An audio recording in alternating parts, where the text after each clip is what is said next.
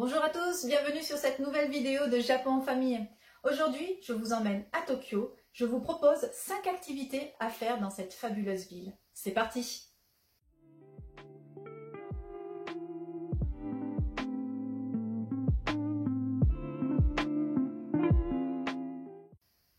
Numéro 1. Je vous propose de faire une activité qui, je pense, ne serait pas venue aux esprits de beaucoup de personnes. Et pourquoi ne pas aller faire du patin à glace sur Tokyo?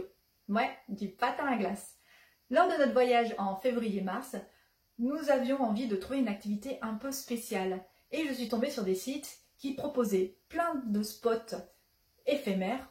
Et c'est ainsi que l'on s'est retrouvé au pied de la Skytree en train de faire du patin à glace avec la Mini-Miss. Surtout que pour elle, c'était sa première fois sur des patins à glace. Donc, si vous êtes sur Tokyo durant cette période-là, vraiment, je vous conseille cette expérience.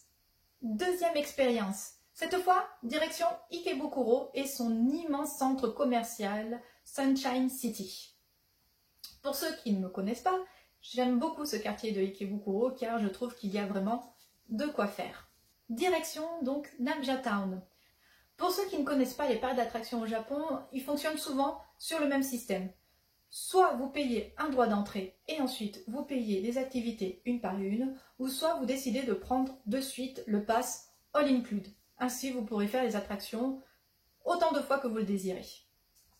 Donc, pour notre part, ce que nous avions fait, c'est que nous étions déjà allés vers 17-18 heures. Pourquoi? Parce que souvent les parcs d'attractions baissent les tarifs à ce moment-là. Et ensuite, nous avions pris un pass All Include pour la Mini-Miss, un pass All Include pour un adulte et juste une entrée simple pour un adulte. Pourquoi? Comme ça permet de faire des petites économies et il y avait toujours un adulte avec elle. Et on se le passait le pass, donc on pouvait chacun notre tour essayer l'attraction. C'est une petite astuce, pourquoi pas. Revenons au parc. Donc vous avez plein de petites activités différentes. Il y a même une petite partie un peu plus fantôme, esprit, donc ceux qui aiment ça, ils seront ravis. Et pour les gourmands, il y a une petite partie restauration qui propose des gyoza qui viennent de différentes régions. Et des pâtisseries, elles étaient vraiment bonnes et toujours très jolies.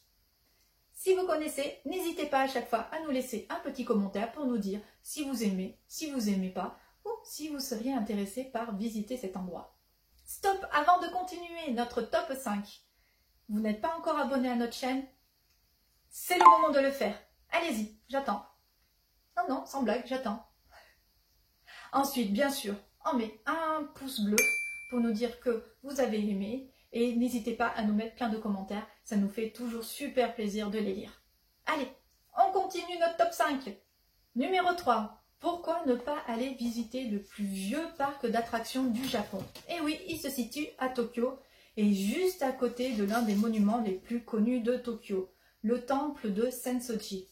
Alors, pourquoi ne pas aller faire un petit tour au temple et passer un petit bout de l'après-midi dans ce parc? Il n'est pas immense, vous n'y passerez pas toute la journée. Il y a un peu moins de 30 attractions. Comme expliqué tout à l'heure avec Namja Town, le système fonctionne de la même façon. Vous avez soit une entrée simple, après vous payez vos attractions, ou soit vous avez All Include. Donc, je vous conseillerais, comme le parc est vraiment plus fait pour les enfants, de prendre un pass pour vous, juste une entrée. Et si vous avez besoin, payez votre attraction une par une. Et nous, pour notre part, comme la Miss était assez grande, elle pouvait faire les attractions seule. Donc c'était plutôt pratique. Si vous souhaitez plus d'informations sur ce parc, nous avons fait une petite vidéo YouTube, ce qui vous permettra d'avoir plus d'informations et de voir un peu plus à quoi ressemble le parc. Quatrième visite, cette fois direction Ueno et son musée national de la nature et des sciences. Cette visite-là, pour ma part, je vous la conseille plutôt pour des jours où il pleut, où vous ne savez pas quoi faire. L'entrée de ce musée est vraiment pas chère du tout, il est à peine à 630 yens, donc moins de 6 €.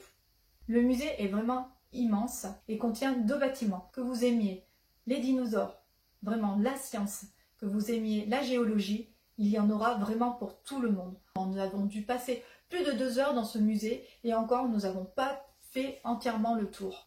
Est-ce que vous connaissiez ce musée? N'hésitez pas à nous le mettre en commentaire.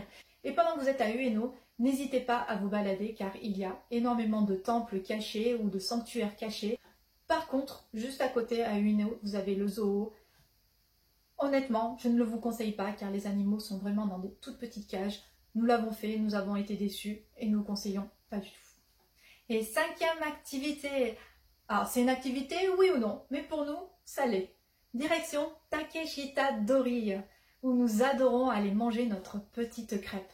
Petite crêpe, c'est vraiment devenu une tradition chez nous, d'aller manger notre petite crêpe dans la boutique Marion. Et oui, on va toujours à la même boutique et ensuite aller nous promener dans la ruelle et faire les boutiques. Et si comme moi vous adorez Sailor Moon, pas très loin se trouve la boutique officielle des Guerrières de la Lune. Si cette boutique vous intéresse, retrouvez notre vidéo qui vous donnera tous les renseignements sur cette fameuse boutique qui est vraiment magnifique. Pas très grande, mais magnifique. Et voilà, cette vidéo s'achève. J'espère qu'elle vous aura plu. Pour moi, c'est toujours un grand plaisir de partager avec vous ma passion pour le Japon. Si cette vidéo vous a plu, n'hésitez pas à nous mettre des commentaires. Bien sûr, c'était juste un petit échantillon parce qu'il y a tellement de choses à faire sur Tokyo. Donc, si vous avez aimé cette vidéo, à nous le mettre en commentaire et ainsi on pourra vous proposer d'autres activités à faire sur Tokyo. Et je vous promets que j'en ai encore beaucoup.